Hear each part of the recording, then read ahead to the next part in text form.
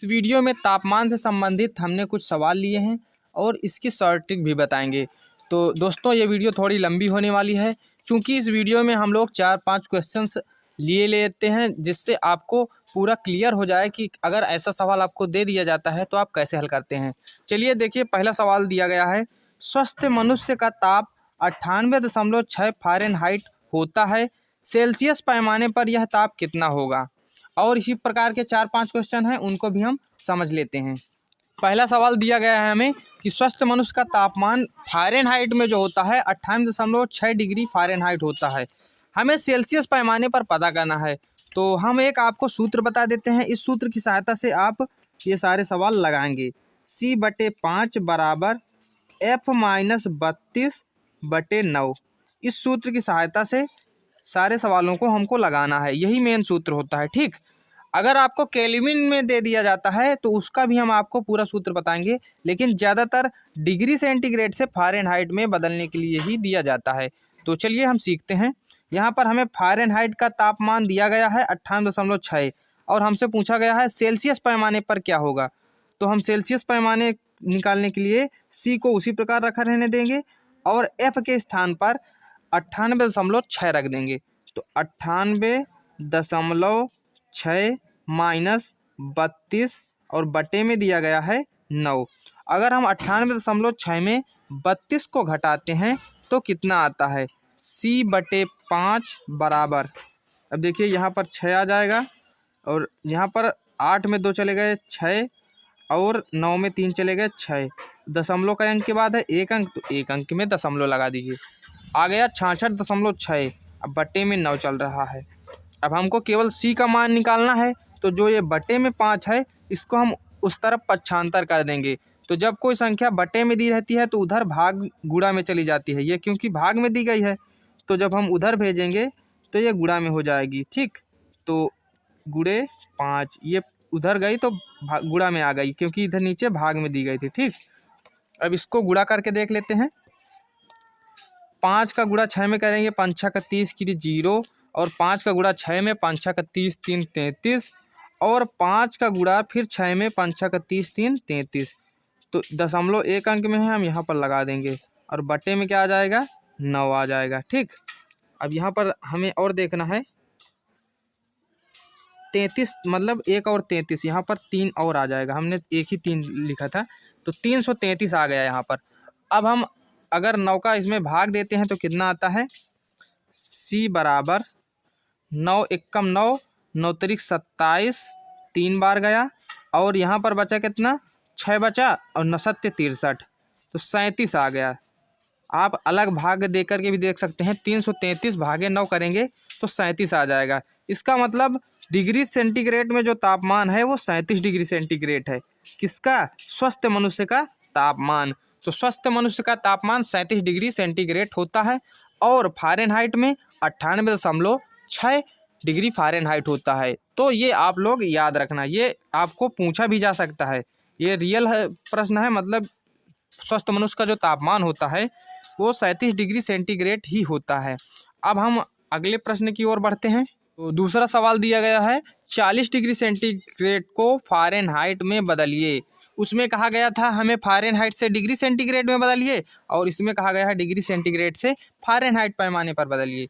तो हमको क्या करना है, वही सूत्र लगा देना है। C/5 बराबर F-32/9। हमको क्या पूछा गया है, F का मान पूछा गया है, C का मान हमें दे करके आया है, तो C के स्थान पर 40 रख देंगे, बटे 5 बराबर F-32/9। अब हम अगर 5 से 40 को काटते हैं तो 5 8 40, 8 बार में कैंसिल हो जाता है, तो यहाँ आ जाएगा 8। अब बटे में क्या बचेगा, 1। तो 1 आप लिखें या ना लिखें कोई फ़र्क नहीं पड़ता है, बटे में 1 नहीं लिखा जाता है वैसे तो, लेकिन अभी फ़िलहाल आप रख दें। अब हम क्या करेंगे, 9 का गुणा 8 के साथ कर देंगे यहाँ पर इसके साथ, और 1 का गुणा इसके साथ कर देंगे। तो 9 का गुणा 8 के साथ कर दिए, तिर्यक गुणा इसको कहते हैं, 1 का गुणा इसके साथ कर देते हैं। तो 1 का गुणा करने पर कोई फ़र्क नहीं पड़ता संख्या में, है ना। तो ये आ गया 9 × 8 72 बराबर F-32। अब हमको f का केवल मान निकालना है, तो 32 को इधर पक्षांतर कर देंगे। तो जब हम 32 को इधर पक्षांतर करेंगे तो f बराबर आ जाएगा 72। ये माइनस में इधर दिया गया है, इधर आएगा तो प्लस में आ जाएगा। तो आप चाहे इधर लिखें या इधर लिखें, कोई फ़र्क नहीं पड़ता। ठीक, तो हमने पहले f लिख दिया है, बाद में संख्याएँ लिख दी है। तो 72 में 32 को जोड़ेंगे तो कितना हो जाएगा, 4 7 3 10, 104 डिग्री फ़ारेनहाइट, जो सेल्सियस पैमाने पर 40 डिग्री सेंटीग्रेड दिया गया था, अगर हम फ़ारेनहाइट में निकालते हैं तो 104 डिग्री फ़ारेनहाइट हो जाता है। अब तीसरे सवाल की ओर बढ़ते हैं। तीसरा सवाल क्या दिया गया है, वह कौन सा ताप है जिसका आंकिक मान सेल्सियस तथा फ़ारेनहाइट पैमाने पर समान होता है। तो हमको वह ताप ज्ञात करना है जहां सेल्सियस और फ़ारेनहाइट बराबर होता हो। तो मान लेते हैं, मानना क्या है, हमको डायरेक्ट लगा देना है। हमको C को F के बराबर कर देना है या फिर F को C के बराबर कर देना है। माना C बराबर F, ठीक, तब हम वो सूत्र लगा देते हैं, C/5 बराबर F माइनस 32/9। तो हमको C बराबर F हमने मान लिया है, तो यहाँ पर हम F रख देते हैं। C के स्थान पर क्या रख देते हैं, F रख देते हैं, बराबर F माइनस 32/9। अब हम क्या करते हैं, तिर्यक गुणा कर देते हैं। इसका गुणा इसके साथ हो जाएगा तो 9F, और 5 का गुणा इसके साथ हो जाएगा तो हो जाएगा 5F और माइनस 5 गुणे 32। तो आप अलग भी लिख सकते हैं या फिर साथ में कर सकते हैं। 5 दूनी 10 की 0 और 5 15 1 16, 160। ठीक, अब हम क्या करते हैं, ये जो 9F लिखा गया है, इसको जो है हम 5F को इसमें घटा देते हैं। तो 9F अब इधर पक्षांतर करके लाएंगे तो माइनस में 5F आ जाएगा। अब बराबर में 160 चल रहा है। अब 9F में 5F चले गए तो कितने बचे, 4F, बराबर माइनस 160। अब F बराबर जब हम निकालेंगे तो 4 का इधर भाग चला जाएगा, माइनस 160 भागे 4। तो 4 का जब हम इसमें भाग देंगे तो 4 एकम 4, 4 चौको 16 है ना। तो 4 चौको 16 और 0, ये माइनस आपको उसी प्रकार लगा देना है। F का मान जो आएगा माइनस 40 डिग्री फ़ारेनहाइट हो जाएगा। ठीक, यह वह ताप निकला है जिस पर डिग्री सेंटीग्रेड और फ़ारेनहाइट बराबर होंगे। कहने का मतलब ये है कि इस पर अगर आप फ़ारेनहाइट लिख दें या फिर डिग्री सेंटीग्रेड लिख दें, तापमान सेम ही रहेगा। इसको अगर आप डिग्री, जैसे आप यहाँ पर देख रहे हैं 40 डिग्री सेंटीग्रेड माइनस का निकल के आया फ़ारेनहाइट में, है ना। अब अगर आप इसको डिग्री सेंटीग्रेड में बदलेंगे तब भी ये यही बना रहेगा, 40 ही बना रहेगा। आप करके भी देख सकते हैं। देखिए इसी प्रकार एक और सवाल दिया गया है, 37 डिग्री सेंटीग्रेड को केल्विन में बदलिए।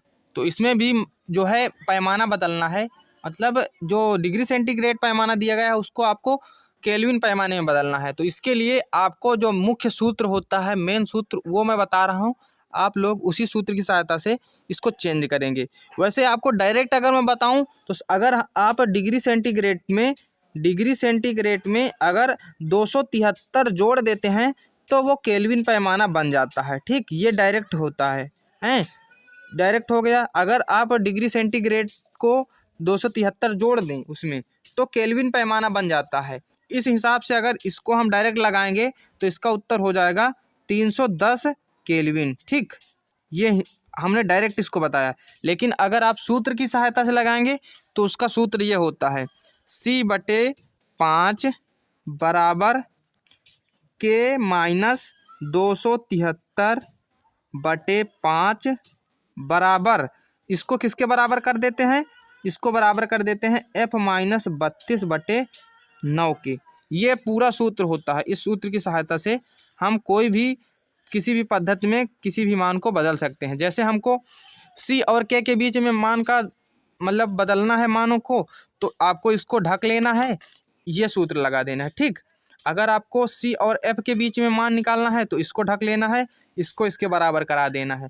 अगर आपको K से F के बीच में मान पता करना है तो इसको ढक लेना है, इन दोनों को बराबर करा के लगा लेना है। लेकिन मैं आपको बता देता हूँ, ज़्यादातर आपको जो सवाल हल करने होते हैं C और K के बीच में ही हल करने होते हैं, और अगर बदलने के लिए आता है तो C से F के लिए बदलने के लिए सवाल आता है। तो आपको अगर सवाल हल करने के लिए आए तो आप आपको दिया जाएगा डिग्री सेंटीग्रेड में और आपको 273 जोड़ के उसको केल्विन में बना लेना है। ठीक, अब दूसरा और सवाल देख लेते हैं। प्रश्न दिया गया है केल्विन पैमाने पर पानी का हिमांक होता है। हिमांक का मतलब होता है वह मान जिस पर पानी बर्फ हो जाए। हिम हो जाए मतलब बर्फ, है ना, तो बर्फ बन जाए वह मान ज्ञात करना है। अगर आपको सेल्सियस पैमाने पर दे दिया जाए तो 0 डिग्री सेल्सियस पर बर्फ जमने लगती है, तो आप 0 डिग्री सेंटीग्रेड बताएंगे सेल्सियस मान में अगर पूछा जाए। अगर आपसे पूछा जाए केल्विन पैमाने पर, तो मैंने अभी बताया था अगर आपको सी मान दिया गया हो और आपको केल्विन मान निकालना हो, मतलब के मान निकालना हो, तो आपको केवल 273 जोड़ देना है। तो इसका मतलब जो केल्विन पैमाने पर पानी का हिमांक होगा वो हो जाएगा 273 डिग्री केल्विन। ये हो जाएगा पानी का हिमांक किस पैमाने पर? केल्विन पैमाने पर। ठीक, अब एक लास्ट प्रश्न और ले लेते हैं, ये काफ़ी अच्छा है, आप लोगों की मदद करेगा। तो क्वेश्चन बहुत ही इजी क्वेश्चन और बहुत ही इंटरेस्टिंग क्वेश्चन है। देखिए इसमें दिया गया है -100 डिग्री सेंटीग्रेड ताप का केल्विन पैमाने में मान होगा। 4 ऑप्शन आपको दे दिए गए हैं, 73 केल्विन, 173 केल्विन, -273 या 0 केल्विन। तो हमने अभी आपको बताया अगर आपको मान डिग्री सेल्सियस या डिग्री सेंटीग्रेड में दिया गया हो तो आपको कुछ नहीं करना, केवल 273 जोड़ देना है। तो -100 डिग्री सेंटीग्रेड में 273 जोड़ दीजिए, कितना हो जाएगा? 173 केल्विन। तो इसके लिए कौन सा मान सही हो जाएगा? Second option 173 kelvin. है ना इंटरेस्टिंग दोस्तों? अगर आपको वीडियो पसंद आया तो वीडियो को लाइक कर दें और चैनल पर नए हैं तो चैनल को सब्सक्राइब कर लें। Thank you.